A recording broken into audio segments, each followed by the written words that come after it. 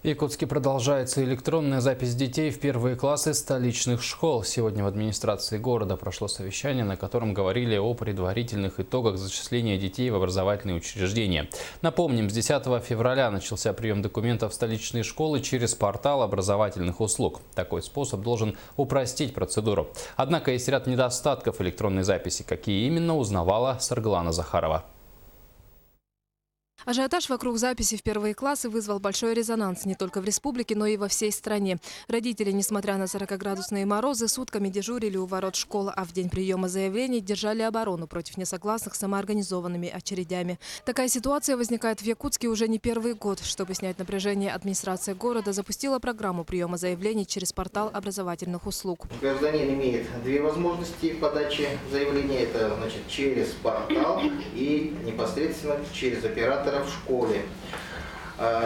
И если гражданин выбрал первый вариант, то есть он подал документы то есть заявление через портал, то в течение 3 рабочих дней он должен принести оригиналы документов в школу. На сегодня по электронной записи в столичные школы зачислены 343 ребенка. Однако система, как отмечают в управлении образования, пока далека от идеала. Необходимо устранить проблемы технического плана, такие как зависание и сбои в программе.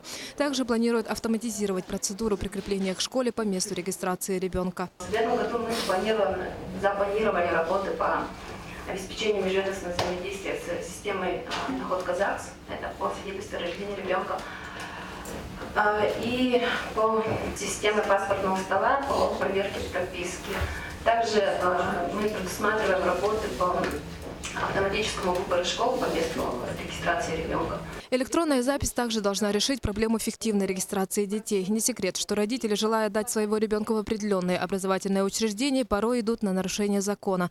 Этой проблемой, в частности, заинтересовалась Генпрокуратура. Сейчас идут проверки в нескольких столичных школах. По каждому факту фиктивной регистрации требуются доказательства. В настоящее время мы решили привлечь к данной проверке органы здравоохранения, поскольку необходимы доказательства, на каких участках обслуживаются поликлиниками. Электронная запись будет работать до 1 июля. Дальше должны разработать функцию приема заявлений по этой же системе, но без регистрации ребенка.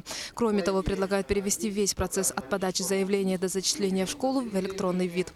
Разрядит ли это ситуацию, будет известно, когда начнется прием заявлений на 2017-2018 учебный год, который, к слову, предлагают начать уже в октябре текущего года.